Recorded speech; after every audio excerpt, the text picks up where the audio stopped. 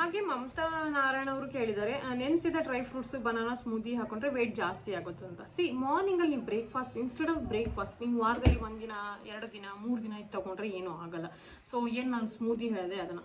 Instead of breakfast ನೀವು ಅದನ್ನು ತೊಗೊಂಡಾಗ ಓಟ್ ಜೊತೆ ಲೈಟ್ ವಾಟ್ ಆಗಿರುತ್ತೆ, ಹಾಗೆ ನಿಮಗೆ ವೆಯ್ಟನ್ನು ಬೇಗ ಕಮ್ಮಿ ಮಾಡೋಕ್ಕೆ ಹೆಲ್ಪ್ ಮಾಡುತ್ತೆ. ನೀವು ಬ್ರೇಕ್ಫಾಸ್ಟ್ ತೊಗೊಂಡು ಅದನ್ನ ಜೊತೆ ತೊಗೊಂಡಾಗ ದಟ್ ವೇಟ್ ಗೇನ್ ಆಗ್ಬೋದು. ಬ್ರೇಕ್ಫಾಸ್ಟ್ ಇದನ್ನು ತೊಗೊಂಡಾಗ ಅಥವಾ ಈವ್ನಿಂಗ್ ಸ್ನ್ಯಾಕ್ ಆಗಿ ಒಂದು ತೊಗೊಂಡಾಗ ನಿಮಗೆ ವೇಟ್ ಗೇನ್ ಮಾಡೋದಿಲ್ಲ. ವೀಕ್ಲಿ 3 ಡೇಸ್ ನನ್ನ ವೆಯ್ಟ್ ಲಾಸ್ ಜರ್ನಿಲಿ ಆಲ್ಮೋಸ್ಟ್ ನಾನು ಅದನ್ನು ಕುಡ್ತಿದ್ದೀನಿ, ವೀಕ್ಲಿ 2 ಡೇಸ್ 3 ಡೇಸ್ ಆ ಥರ. ಅದು ಭಾಳ ಹೆಲ್ಪ್ ಮಾಡುತ್ತೆ. ದೀಶಾ ಅವರು ಕೇಳಿದ್ದಾರೆ, ನನಗೆ ಮೋಟಿವೇಶನಲ್ಲಿ ನನ್ನ ವೆಯ್ಟ್ ಯಾವಾಗ ಒಂದು ವಾರ ಆದಮೇಲೆ ಅವರು ಅಂದರೆ ತುಂಬ ಜನ ಕೇಳ್ತಾರೆ ಇದನ್ನು.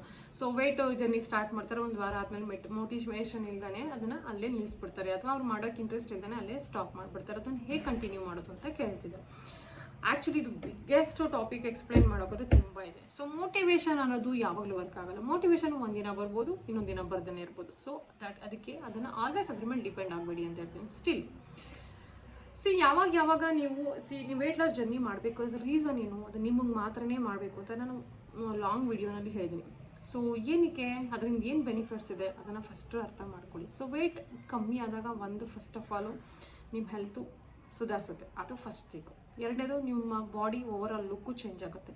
ಓಕೆ, ಹಾಗೆ ನಿಮ್ಮ ಕಾನ್ಫಿಡೆನ್ಸ್ ಜಾಸ್ತಿ ಆಗುತ್ತೆ, ನಿಮ್ಮ ಎನರ್ಜಿ ಲೆವೆಲಲ್ಲಿ ಜಾಸ್ತಿ ಆಗುತ್ತೆ, ನಿಮ್ಮ ಮನೆಯಲ್ಲಿ ನೀವು ಎನರ್ಜೆಟಿಕ್ ಆಗಿರ್ಬೋದು. ನೀವು ಹೌಸ್ ವೈಫ್ ಆಗಿದ್ದರೆ ನಿಮ್ಮ ಮಕ್ಕಳ ಜೊತೆ ನೀವು ಯೂಶ್ವಲ್ ಆಗಿರೋದಕ್ಕಿಂತ ಹೊಸದಾಗಿ ಇರ್ಬೋದು. ನೀವು ಅಂದರೆ ನಿಮ್ಮ ಮಕ್ಕಳ ಜೊತೆ ಆಟ ಆಡ್ಬೋದು, ನಿಮ್ಮ ಮಕ್ಕಳ ಜೊತೆ ಅವ್ರನ್ನ ಓದಿಸ್ಬೋದು, ಅವ್ರು ಎಲ್ಲರೂ ಕರೆದು ಅವ್ರ ಜೊತೆ ನಡ್ಕೊಂಡು ಹೋಗ್ಬೋದು, ನಡ್ಕೊಂಡು ಬರ್ಬೋದು, ಸ್ಟೆಪ್ಸ್ ಹಾಕ್ಬೋದು, ಇಳಿಬೋದು, ಕೂತ್ಕೋಬೋದು, ಯಾವ ಪೋಸ್ಟಲ್ಲಾರು ಕೂತ್ಕೋಬೋದು, ಯಾವ ಪೋಸ್ಟಲ್ಲಾರು ನಿಂತ್ಕೋಬೋದು.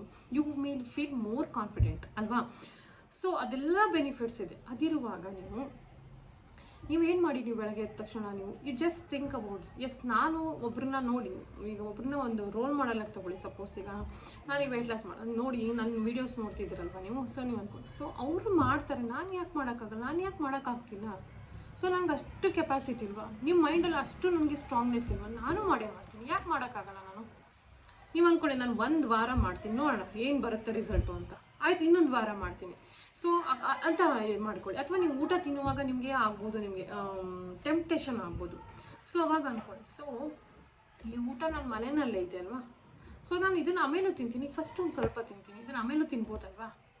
ಫಸ್ಟ್ ಬ್ರೇಕ್ ಅಲ್ಲಿ ಮಾಡಿ, ಫಸ್ಟೇ ಓವರಾಗಿ ತಟ್ಟೆನಲ್ಲಿ ತುಂಬ್ಕೊಳಕ್ಕೆ ಹೋಗ್ಬಿಡಿ, ಚೆನ್ನಾಗಿದೆ ಅಂತ. ನಾನು ಬೇಕಾದಂಗೆ ಮಾಡ್ಕೊಂಡು ತಿಂತೀನಿ, ಬಟ್ ನನಗೆ ವೆಯ್ಟ್ ಲಾಸ್ ಮಾಡ್ಕೋತೀನಿ ಅನ್ನೋ ಪಾಯಿಂಟನ್ನು ಹಿಡ್ಕೊಡಿ ಆಲ್ವೇಸ್. ಅದೇನು ಮಾಡುತ್ತೆ ನಿಮಗೆ ಶಾರ್ಟ್ ಟರ್ಮ್, ಇದು ಶಾರ್ಟ್ ಟರ್ಮ್. ನೀವು ಊಟ ನೋಡೋ ತಕ್ಷಣ ಅಥವಾ ಒಂದು ಸ್ವೀಟ್ ನೋಡೋದು ತಿನ್ಬಿಡ್ತೀರ, ಶಾರ್ಟ್ ಟರ್ಮ್, 2 ನಿಮಿಷದಲ್ಲಿ ಮುಗಿದೋಗುತ್ತೆ. 3 ನಿಮಿಷಕ್ಕೆ ಆದಮೇಲೆ ನೀವೇ ಗಿಲ್ಟ್ ಮಾಡ್ಕೋತೀರ, ತಿನ್ಬಿಟ್ನಲ್ಲ. ಅಲ್ಲಿ ಸ್ಟಾಪ್ ಮಾಡ್ಕೊಳ್ಳಿ, ನೀವು ಅಲ್ಲೂ ನಿಲ್ಕೊಳ್ಳಿ. I will not eat this, I can eat it tomorrow.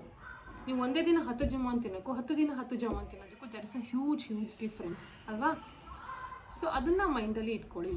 ಹಾಗೆ ಯಾವಾಗ ನೀವು ವಾಕಿಂಗ್ ಮಾಡಬೇಕು, ಎಕ್ಸಸೈಸ್ ಮಾಡಿ. ಯಾವಾಗ ಯಾರು ಎಕ್ಸಸೈಸು ವಾಕಿಂಗು ಪರ್ಮನೆಂಟ್ ಮಾಡೋಕ್ಕಾಗಲ್ಲ, ಅನ್ನೋದ್ರ ಟೈಮ್ ಇಲ್ಲ ಅಥವಾ ಏನೋ ಒಂದು ರೀಸನ್ ಹೇಳ್ತಾರೆ, ಯಾಕೆಂದರೆ ದೇ ಆರ್ ಲೇಸಿ ಅಂತ ಹೇಳ್ತೀವಿ.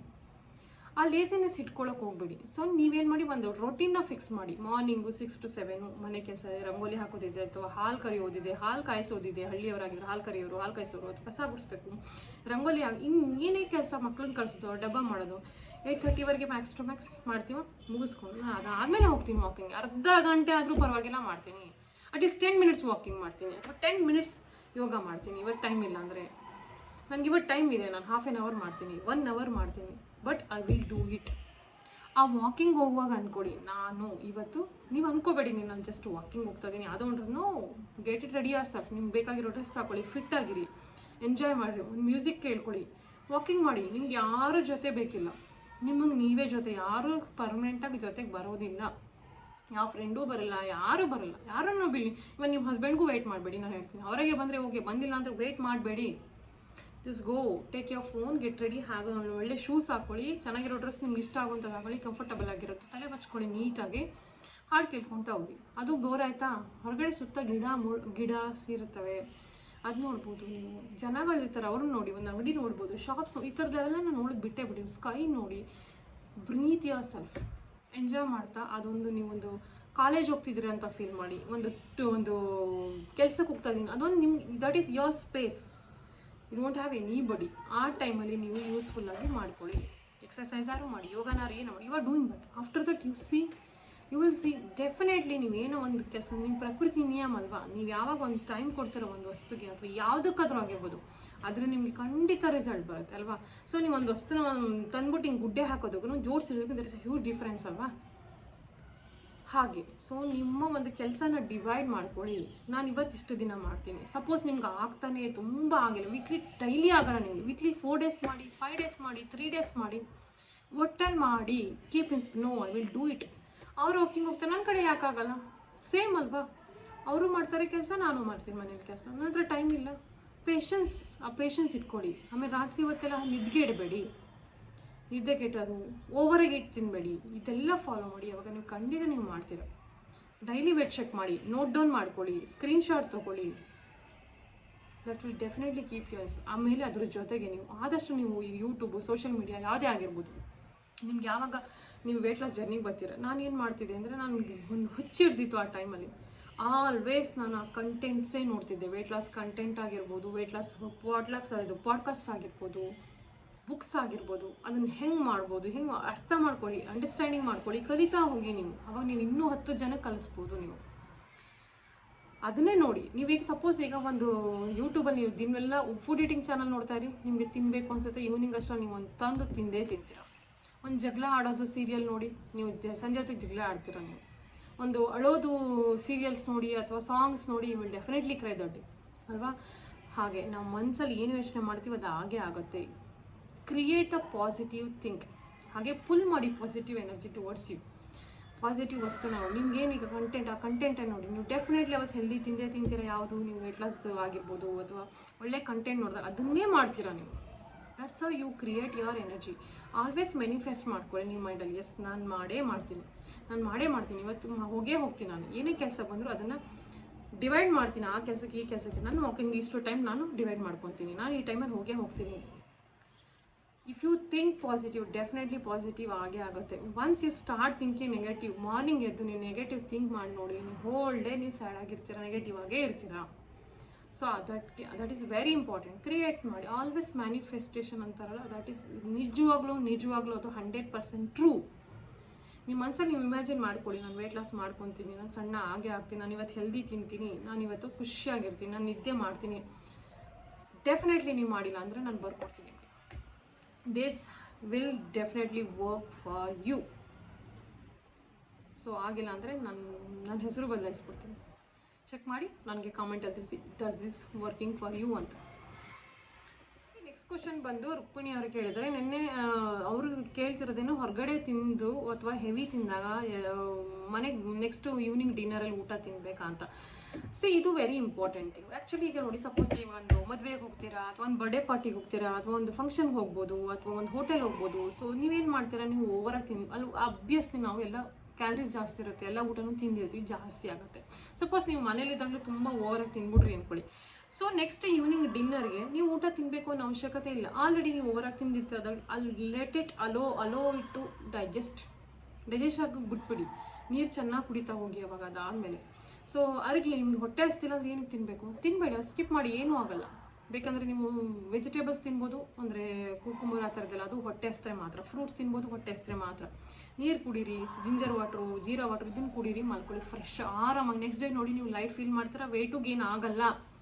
ಯಾವಾಗ ನೀವು ಓವರ್ ಈಟಿಂಗ್ ಮಾಡಿರ್ತೀರ, ಫಂಕ್ಷನ್ಗೆ ಹೋದಾಗ, ಪಾರ್ಟಿಗೆ ಹೋದಾಗ, ಹೋಟೆಲ್ಗೆ ಹೋದಾಗ, ನೆಕ್ಸ್ಟ್ ಮೀಲ್ನ ಸ್ಕಿಪ್ ಮಾಡಿ. That's the bestest way to ವೇಟನ್ನು ಸ್ಟಕ್ ಆಗದೆ ಇರೋ ಥರ ನೋಡ್ಕೊಳ್ಳೋದು.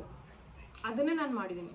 ತುಂಬ ಸಲ ನಾನು ಏನಾದ್ರು ಹೊರಗಡೆ ಯಾವಾಗಾರ ಹೋಗಿರ್ತೀನಲ್ಲ, ಒಂದು ವರ್ಷದಲ್ಲಿ ಯಾವತ್ತಾರ ಒಂದು ಸಲ ಹೋಗಿರ್ತೀನಿ, ಅವಾಗ ಓವರಾಗಿ ತಿಂದಿರ್ತೀವಿ, ಅವಾಯ್ಡ್ ಮಾಡಿರ್ತೀವಿ, ಆದರೂ ಓವರ್ ಆಗೇ ಆಗುತ್ತೆ ಹೊರಗಡೆ ಹೋದಾಗ. ಆವಾಗ ಏನು ಮಾಡ್ತೀನಿ, ನಾನು ನೆಕ್ಸ್ಟ್ ಮೀಲ್ನ ನಾನು ತಿನ್ನೋಲ್ಲ. That is a best way to stop increasing the weight. ಅದಾದಮೇಲೆ ನೆಕ್ಸ್ಟ್ ಡೇ ತಿನ್ನಿ. So you'll feel light also and you'll feel guilt free also. So hope ನಿಮ್ಗೆ ಈ ಒಂದು ಡೌಟ್ ಕ್ಲಿಯರ್ ಆಗುತ್ತೆ ಅನ್ಕೋತೀನಿ. ಕ್ಲಿಯರ್ ಆದರೆ ದಯವಿಟ್ಟು ಕಾಮೆಂಟ್ ಮಾಡಿ.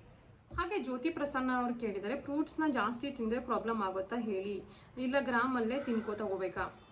ಡೆಫಿನೆಟ್ಲಿ ತುಂಬ ಫ್ರೂಟ್ಸನ್ನು ತಿಂದಾಗ ತುಂಬ ಕ್ಯಾಲರೀಸ್ ಆಗುತ್ತೆ. ಸೊ ಅದು ಹೇಗೆ ಅಂದರೆ ಪಟಾಕಿ ಇದ್ದಂಗೆ ಅಥವಾ ಸ್ವೀಟ್ಸ್ ಇದ್ದಂಗೆ ಅಲ್ವಾ. ಈಗ ನೀವು ಒಂದು ಆರೆಂಜನ್ನ ತಿಂದರೆ ನಿಮಗೆ ಅದ್ರ ಜೊತೆಗೆ ಫೈಬರ್ ಇರುತ್ತೆ ಅಲ್ವಾ, ಅದ್ರ ಸಿಪ್ಪೆ ಸಿದ್ರೆ ಎಲ್ಲ ಇರುತ್ತೆ. ಅದ್ರ ಜೊತೆನೇ ತಿಂದಾಗ ನಿಮ್ಗೆ ಏನಾಗುತ್ತೆ, ಅದು ಹೆಲ್ಪ್ ಮಾಡುತ್ತೆ ಡೈಜೆಷನ್ ಆಗೋಕ್ಕೆ.